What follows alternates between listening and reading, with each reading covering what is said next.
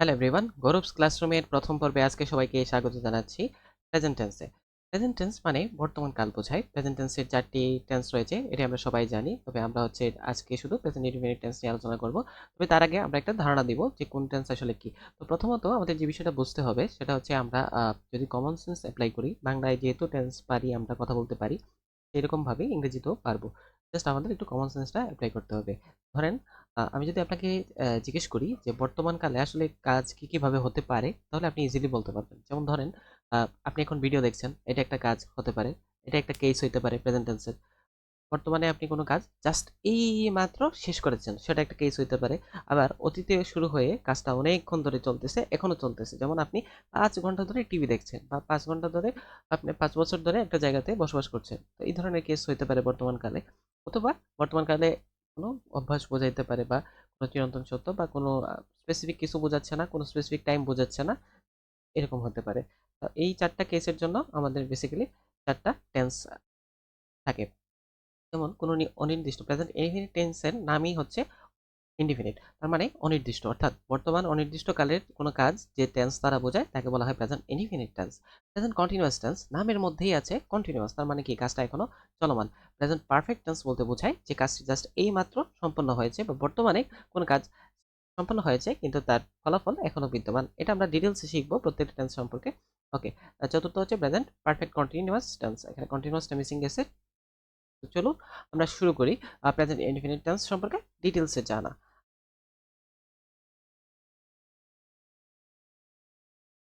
Present indefinite টেন্সের সাধারণত 3টি কেস হতে পারে। যেমন আহ, আমরা শুরু থেকে যদি দেখি, প্রেজেন্ট ইনডিফিনিট টেন্স দ্বারা মেইনলি প্রেজেন্ট ইনডিফিনিট টেন্সের 3টি কাজ হতে পারে। প্রথমত, বর্তমান কালে অনির্দিষ্ট কোনো কাজ বোঝায়, বা জেনারেল স্টেটমেন্ট। আমরা ডিটেলসে দেখবো, তো ধারণা দিয়ে রাখি। যেমন আমি ভাত খাই, এটাকে অতীত বোঝায়? অবশ্যই না। আহ, আমি ভাত খাই বলতে কি আপনি ভবিষ্যৎকাল বুঝবেন? অবশ্যই না। অর্থাৎ এটি কিন্তু কোনো স্পেসিফিক টাইম নির্দেশ করছে না।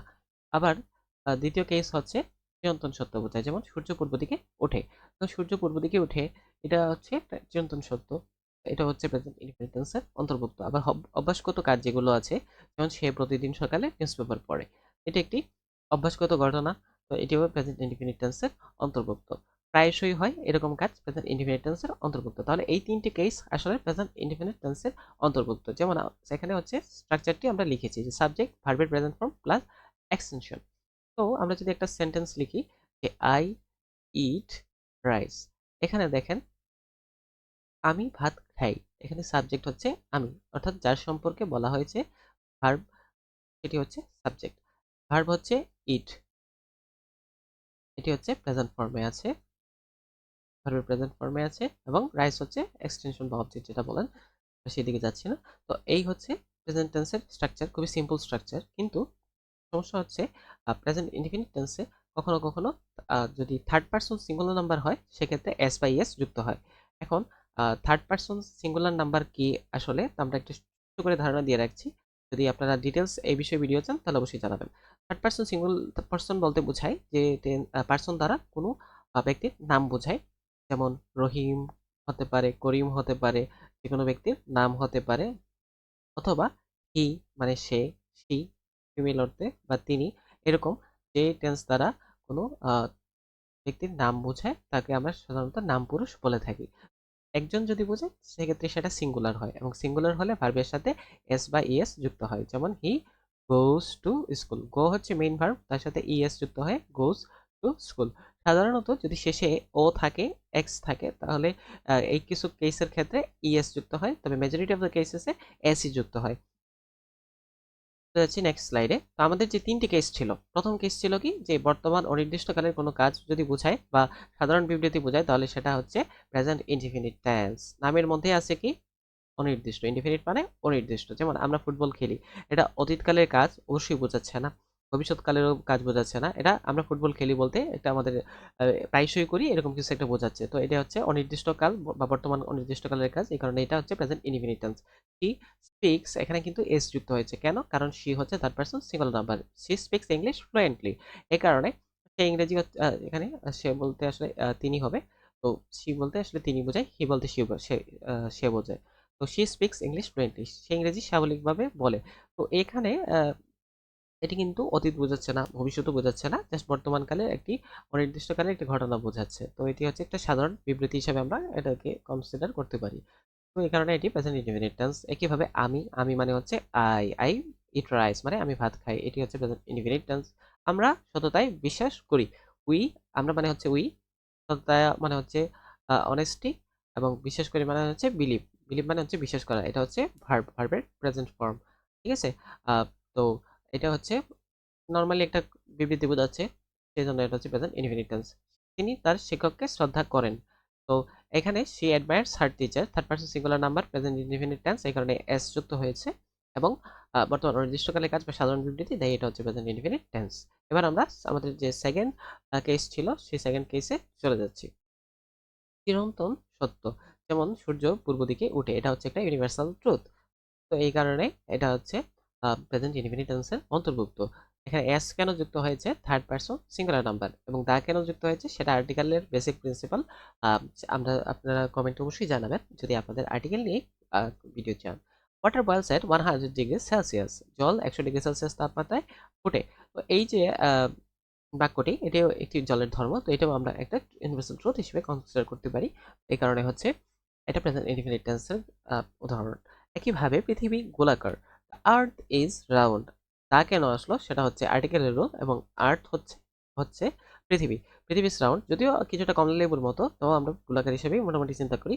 তো এটা হচ্ছে প্রেজেন্ট ইনডিফিনিট টেন্সের উদাহরণ। টাইম ওয়েটস ফর নান, সময় কারোর জন্য অপেক্ষা করে না, এটিও হচ্ছে প্রেজেন্ট ইনডিফিনিট টেন্সের উদাহরণ, কারণ জেনারেল স্টেটমেন্ট, এবং এটা হচ্ছে চিরন্তন সত্য।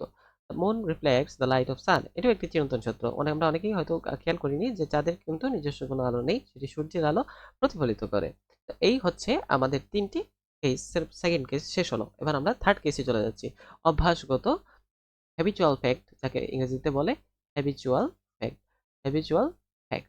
অভ্যাসগত কোনো কাজ বা প্রায়শই হয় এরকম কোনো কাজ যদি বোঝায়, তাহলে সেটা প্রেজেন্ট ইনডিফিনিট টেন্স। সেক্ষেত্রে ইউজুয়ালি, জেনারেলি বা অলওয়েজ থাকে, ইউজুয়ালি জেনারেলি থাকলে অলমোস্ট সেটা প্রেজেন্ট ইনডিফিনিট টেন্সের ক্ষেত্রেই হয়। যেমন আমরা প্রতিদিন দুবার দাঁত মাজি, ঠিক আছে, আমি দিনে দুবার দাঁত মাজি, I brush my teeth twice a day, এটি হচ্ছে আমার একটা হ্যাবিট, আমি প্রায়শই করি এরকম একটি ঘটনা। সো এটি হচ্ছে প্রেজেন্ট ইনডিফিনিট টেন্সের একটি example. She drinks coffee every morning, তিনি প্রতিদিন সকালে কফি খান। তো এটাও একটা প্রেজেন্ট ইনডিফিনিট টেন্সের এক্সাম্পল, কারণ এটি প্রায়শই ঘটে। He reads the newspaper every morning, সে প্রতিদিন সকালে সংবাদপত্র পড়ে। তো এটিও একটি প্রতিদিনের ঘটনা, প্রায়শই হয়, এই কারণে হচ্ছে এটি একটি প্রেজেন্ট ইনডিফিনিট টেন্সের এক্সাম্পল। একইভাবে she always it's lunch at 1 PM, তার মানে সে এখানে তিনি সবসময় দুপুর একটায় দুপুরের খাবার খান। তো এটিও হচ্ছে প্রেজেন্ট ইনডিফিনিট টেন্সের একটি এক্সাম্পল। সিমিলারলি, একইভাবে I generally wake up early in the morning, আমি সাধারণত সকালে তাড়াতাড়ি উঠি। এখানে জেনারেলি বা ইউজুয়ালি দুইটার মিনিংই আসলে সাধারণত। তো এইটা হচ্ছে প্রায়শই ঘটে, তাই হচ্ছে বা অভ্যাস বোঝাচ্ছে, তাই হচ্ছে এটা প্রেজেন্ট ইনডিফিনিট টেন্স। একইভাবে প্রেজেন্ট ইনডিফিনিট টেন্সের এই যে she usually goes to bed at 10 AM, এটার ক্ষেত্রে একই ঘটনা। তো এই হচ্ছে আমাদের মোটামুটি প্রেজেন্ট ইনডিফিনিট টেন্সের বেসিক ডিসকাশন। আপনাদের যদি কোনো কোয়েশ্চেন থাকে প্রেজেন্ট ইনডিফিনিট টেন্স নিয়ে, please let me know in comment, I will definitely reply to you. এবং সবার জন্য টেন্স সিরিজ আমরা পুরো সবগুলো টেন্সের উপরেই ভিডিও আপলোড করব, এবং পাশাপাশি আপনাদের জন্য এক্সাম্পল সহ এক্সারসাইজ থাকবে।